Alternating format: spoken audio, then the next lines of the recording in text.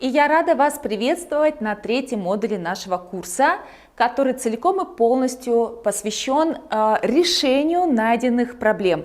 Он будет состоять из трех блоков. Во-первых, я вас познакомлю с базовым предлагаемым инструментом теория решения изобретательских задач.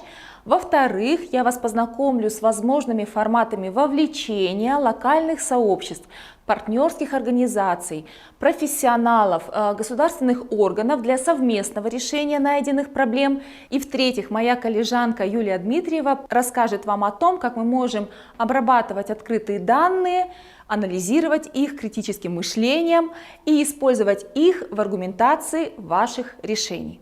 Итак, если в первом модуле, в модуле про исследование проблем, я рекомендовала вам базовый подход и дизайн мышления, то в этом модуле я могу вооружить вас таким очень мощным инструментом, как теория решения изобретательских задач или сокращенно ТРИЗ.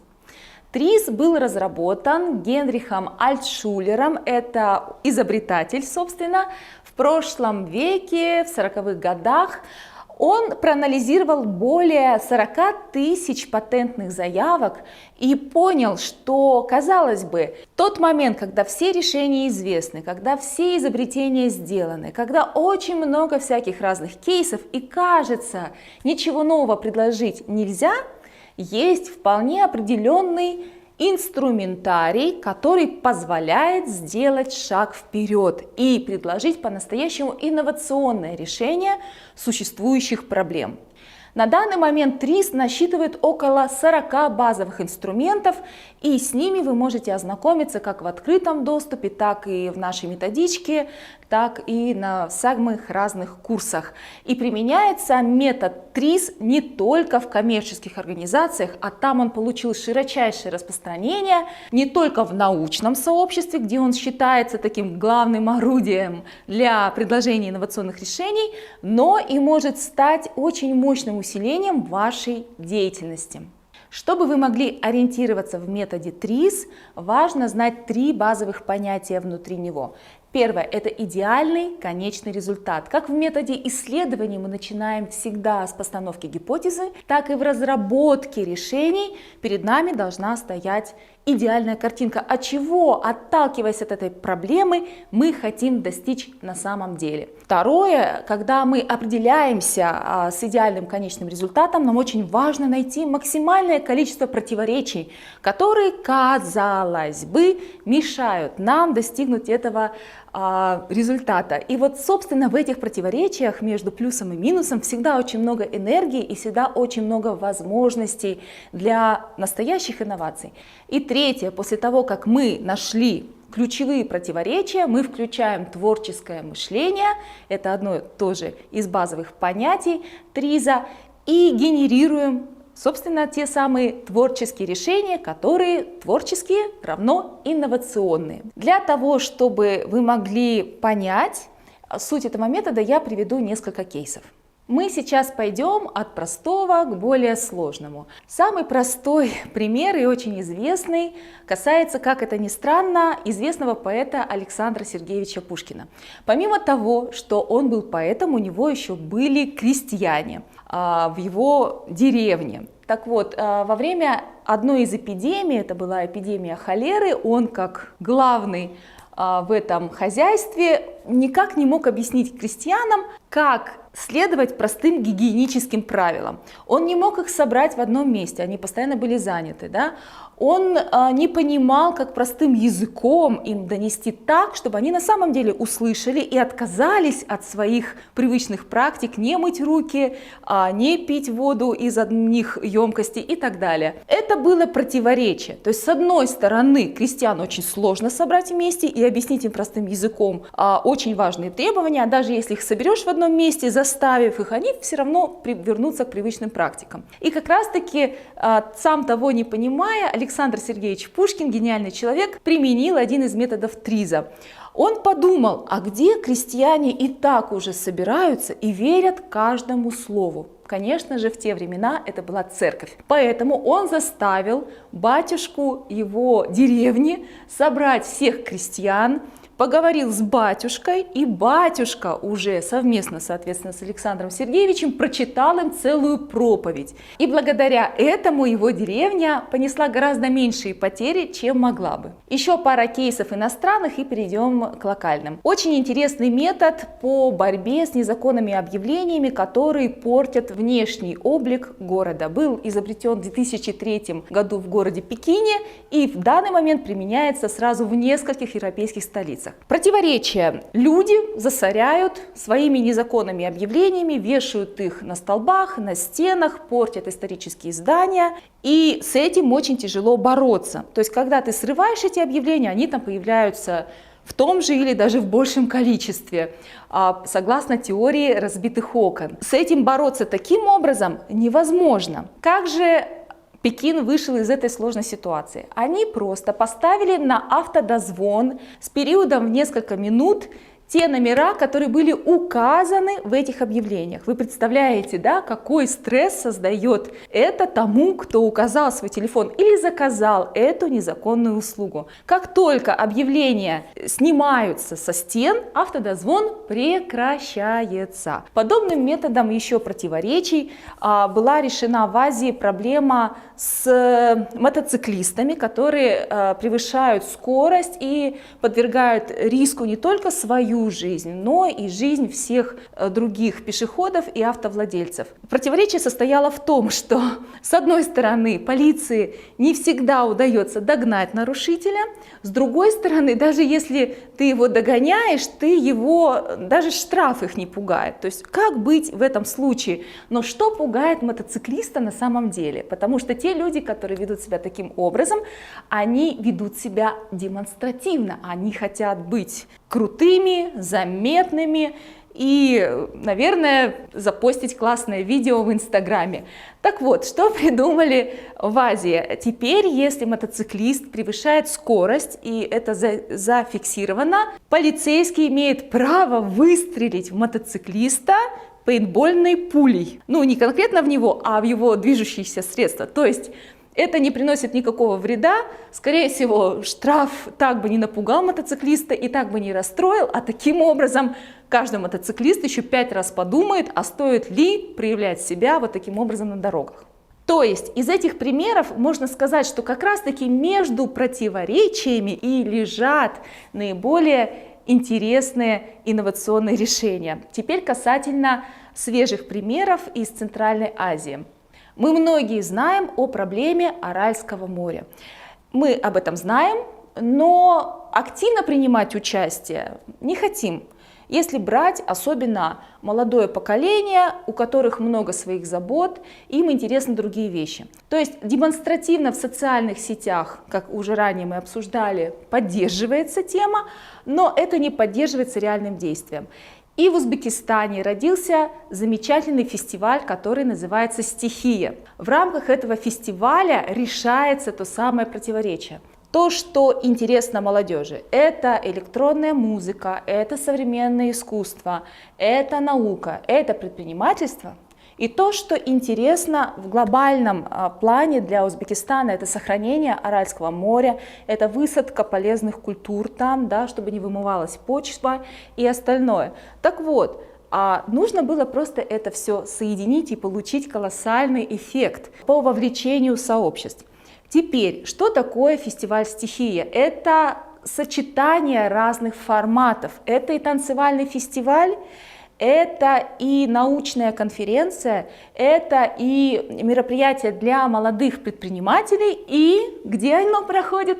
На берегу Аральского моря. И, конечно же, это высадка полезных культур, которые позволяют восстанавливать шаг за шагом, год за годом Аральское море. Это тоже один из примеров ТРИС мышления. На самом деле подобные технологии вы применяете и так, просто часто мы это делаем интуитивно. Когда вы вооружитесь полным списком методов ТРИС, вы сможете сделать ваши проекты по-настоящему инновационными и прорывными.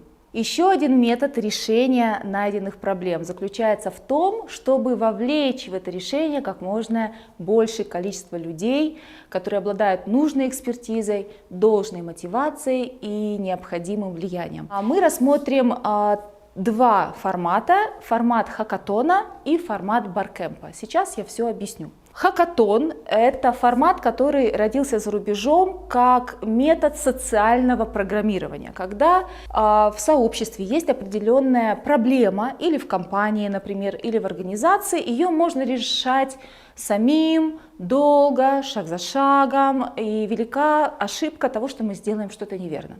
Что такое хакатон? Когда мы собираем профессионалов в той или иной области в одной комнате, запираем их там на ключ, предварительно снабдив необходимыми напитками, едой, ну и остальными удобствами. И эти ребята не выходят из этой комнаты до тех пор, пока они не решат проблему. Как они будут решать эту проблему?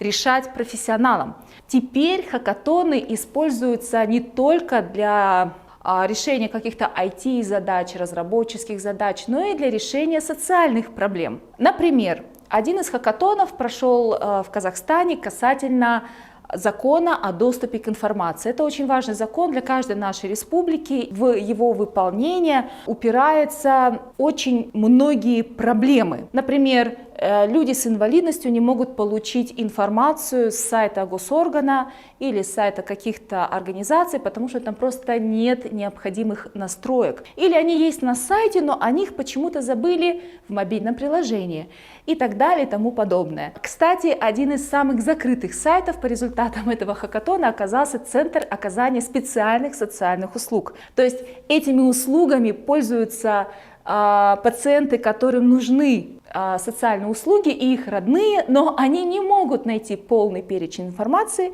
об этих услугах. Соответственно, как можно было проверить несколько десятков сайтов государственных органов, подведомственных учреждений, одной организации? Ответ: практически никак, потому что проверка одного сайта занимает большое количество времени, потому что там много критериев проверки. Что было сделано? В одной комнате на несколько часов были собраны волонтеры, профессионалы, представители неправительственных организаций, эксперты по информационной доступности, и в течение нескольких часов они смогли проверить, задокументировать, создать принтскрины, видеозаписи того, как работают или не работают сайты государственных органов, в данном случае города Алматы. Конечно же, после этого данные прошли проверку, верификацию, обработку, была создана инфографика и, конечно же, была сделана пресс-конференция, которая получила большой охват. Вот это маленький пример хакатона, который может привести к реальным сдвижкам в каком-то важном для вас вопросе, для решения найденной вами проблемы. Еще один очень конструктивный формат, который подходит для ситуации, когда решение проблемы лежит не в том, чтобы разработать что-то здесь и сейчас, а лежит в проблеме в том, чтобы обменять опытом разные сообщества, разные организации. Этот формат называется баркэмп. Еще его называют не конференция. Длительное время замечательные баркэмпы проходили в городе Бишкек, Республике Кыргызстан. И в чем заключается баркэмп? То, что у нас есть, как и у любой конференции, я думаю, вы представляете, о чем я говорю, некоторое расписание. У нас есть аудитории и расписания. Расписание у нас делится по принципу помодоро: суть, перерыв, суть, перерыв. Так вот, на презентацию выделяется всего 25 минут и несколько минут для того, чтобы люди могли поменять аудитории. А что же мы видим в центре? Мы видим пустое поле. В чем суть? Люди приходят на заявленную проблему. Кто-то приходит уже подготовленный, это его проблема, ему интересно послушать других людей. Кто-то приходит совсем новичком, который интересуется этой проблемой и хотел бы понять ее больше. И у первых людей есть возможность что-то рассказать вторым людям. И они записывают себя либо заранее, либо во время баркэмпа. Это ни в коем случае не запрещается, а поощряется. В ячейки, в какое время ему удобно взять свои 25 минут, в какой аудитории. И таким образом, еще до того, как Баркэмп начался, у нас есть уже программа конференции, которая составлена самими участниками. Понятное дело, что в каждой аудитории сидит модератор, который следит за временем и координирует участников. Понятное дело, что каждый спикер подписывает согласие, точно так же, как и каждый участник соглашается вести себя в рамках закона, но это позволяет в короткое время нагенерировать очень много решений, обменяться опытом друг с другом и получить вовлеченное сообщество, готовое действовать дальше. Найденные решения, предложенные подходы в рамках блока разработки решений, конечно же, требуют усиления дополнительного через статистику, через данные, через проведенную аналитику. И об этом расскажет дальше моя коллежанка Юля. И спасибо, Жанна. Ну что, друзья мои, когда мы подходим вот к этому важнейшему этапу уже принятия решения, есть две интересные вещи. Первое. Интернет знает все. И когда мы говорим о том, что необходимо любой организации при разработке любого вопроса рассмотреть его со всех сторон, поверьте мне, информационным источником, абсолютно бесплатным и вполне правдоподобным могут стать интернет-ресурсы. О чем здесь можно говорить и чем можно воспользоваться? Опять-таки помним, что я пришла сюда исключительно с коммерческой отрасли, и я точно знаю, как эти коммерческие инструменты применить в неправительственные любые подходы. Итак, первое, что у нас есть в любой стране, если мы посмотрим еще и на всей территории СНГ, это агентство по статистике. Во многих странах там выложены достаточно корректные данные. Очень часто мне говорят о том, что, Юль, ну там же все фантазия на тему, там же выкладываются некорректные данные, они занижены, они завышены, они какие угодно. Ребят, есть очень важный пункт. Пожалуйста, ищите точки сравнения. Например, когда мы используем данные Казахстанского агентства по статистике, загляните, вы можете обнаружить статистические ряды, начиная с 90-х годов. И в таком случае вам интересен не столько фактический показатель, сколько сама динамика. Вы можете очень легко отследить, как менялась та или иная отрасль, как менялся тот или иной вопрос, насколько он был динамичен, и растет он, падает, что с ним происходит. Вы можете там посмотреть курсы валют, вы можете посмотреть численность населения, вы можете посмотреть статистику по заболеваниям, вы можете посмотреть фактическую статистику по сельскому хозяйству. Там вообще все достаточно интересно, потому что большая часть сельского хозяйства находится на поддержке государственных программ и, соответственно, достаточно плотно мониторится правдоподобность этих данных. Всегда есть точка сравнения. Когда мы говорим иные государства, не везде эта статистика достаточно представлена в большом объеме, но вспоминаем, что у нас есть официальное агентство по статистике СНГ, и там можно найти точки сравнения, где одновременно 5, 6, 8, 10 стран показывают одну и ту же цифру. Взяли, просмотрели. Второе. Интернет помнит все, и в интернете достаточно много. Можно найти открытых, готовых аналитических публикаций, различных материалов, мнений различных экспертов. Это важно, поскольку вы можете воспользоваться уже готовыми, собранными данными. А большая часть, в том числе неправительственных организаций, публикует собственные исследования и собственные отчеты в открытом формате.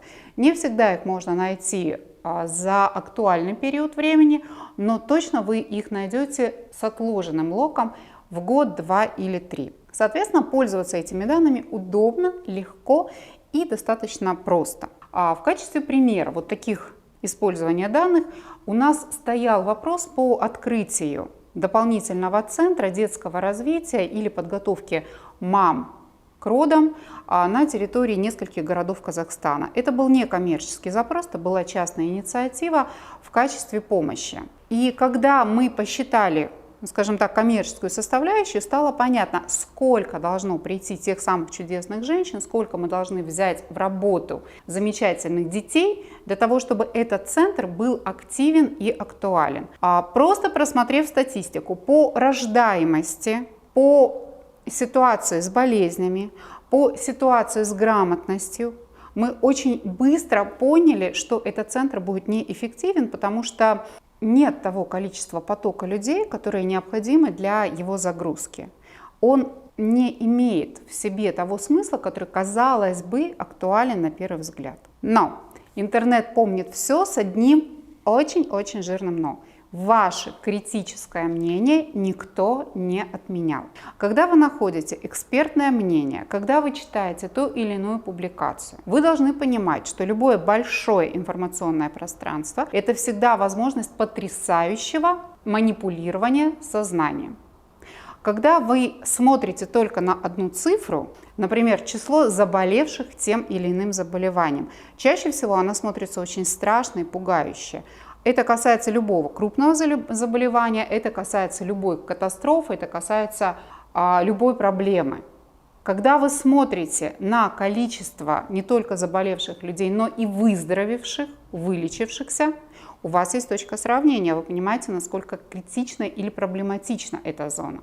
А когда вы получаете третью цифру, количество заболевших от общего числа населения, либо аудитории людей, кто может этим заболеть, вы получаете третью данные, и вот только с этой точки зрения можете сказать, страшная она, опасная она или это единичные случаи. Такое манипулирование сознания применяется достаточно часто. Вспомните самые простые примеры, когда мы говорим «женщина-автолюбитель», «мужчина-автолюбитель». И здесь регулярно используются такие вещи, как число аварий с присутствием женщин было таким-то. Звучит страшно. Иногда звучит пугающе страшно.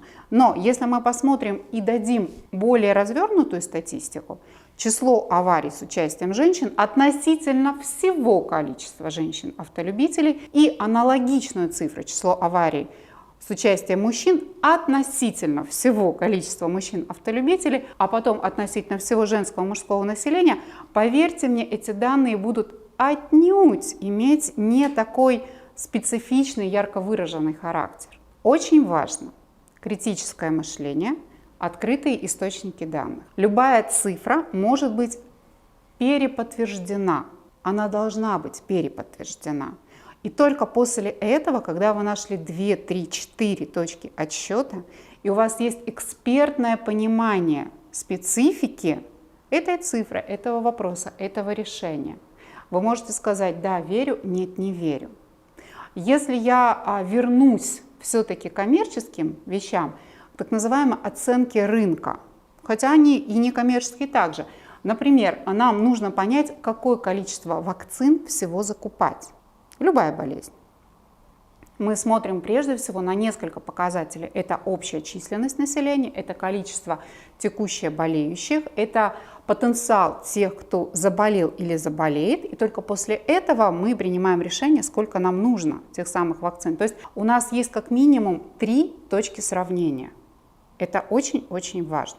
То же самое, когда мы даем сейчас анализ на фактическое количество вакцинированных людей, и я не только про ковид, я про любое заболевание. Необходимо посмотреть на статистику относительно общего населения, болевших, здоровых и планы по вакцинации. И только после этого принимать решение, достаточное ли число или все только-только начинается. Интернет помнит все. Критическое мышление никто не отменял. И мы уходим с вами в 4-й блок тестирования инноваций.